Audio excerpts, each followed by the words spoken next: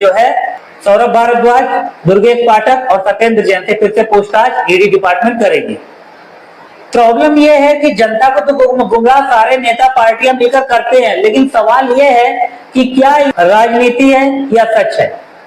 दोनों बातों में हर कोई पिसकर रह जाता है और समझने की कोशिश करता है। जाहिर की बात, आप कितना भी कह लें कि हमें राजनीति से कोई लेना देना नहीं, लेकिन आप इस देश के नागरिक हैं, परिवार के मुखिया हैं, तो अपने विकास का है ना, आपसे आपका पैसा अगर राजनीति में नेताओं द्वारा खाया जाता है, गलत तरीके से इस्तेमाल किया जाता है, तो आपको इससे मतलब होना चाहिए, क्योंकि आप इस देश के नागरिक हैं, वोट करते हैं। ऐसा तो है नहीं कि आप वोट नहीं देते। वोट नहीं देते तो जाहिर की बात है आपके नागरिक होने पे भी सवाल उठता है, और आप नागरिक हैं तो जिम्मेदार नागरिक बने। वोट देते हैं, सरकार चुनते हैं, तो आपकी चुनी हुई सरकार अच्छा काम कर रही है, नहीं कर रही है, घोटाला कर रही है, तो इन सबसे आपको मतलब होना चाहिए। आप ये नहीं कह के निकल सकते कि आप राजनीति से मतलब नहीं रख सकते।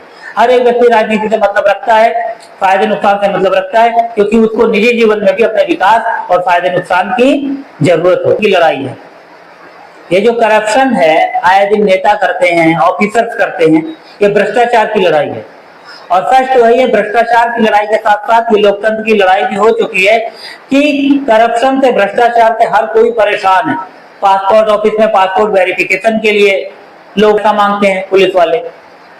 इसके अलावा एमसीडी डिपार्टमेंट में पैसा चलता है कोई काम कराने के लिए। तो हर एक डिपार्टमेंट भ्रष्ट हुआ पड़ा है, करप्शन की इस तरीके से परेशानी हो चुकी है कि जनता तंग हो चुकी है। और पैसा ना दो तो उनका फाइल पास नहीं होता, उनका काम नहीं होता, तरह तरह के बहाने बना के उनके काम को लटका दिया जाता है। जनता परेशान है, कारण जनता जागरूक नहीं रहती, जनता इतने लेवल की शिक्षा नहीं ले पाती है कि किस तरीके से भ्रष्ट नेताओं से, भ्रष्ट सिस्टम से और भ्रष्ट ऑफिसरों से लड़ सके, और उनको सामने से जब वो पैसा मांगे, भ्रष्टाचार करें, तो तमाचा मार सके अपनी जानकारी और शिक्षा से। ये हमारे भारत के नागरिकों की सबसे प्रमुख समस्या है कि आगे बढ़ते हुए रास्ते में भ्रष्टाचार के कारण वो पीछे चले जाते हैं और उनका काम नहीं हो पाता। और एक बार भ्रष्टाचार में अगर कोई दलदल में फंसा, पैसा दिया, तो ये सिलसिला चलता रहता है, कभी खत्म नहीं होता। प्रधानमंत्री आवास योजना के नाम पे 30,000, 35,000, 60,000 लोग वसूलते हैं, और ये सच्चाई है।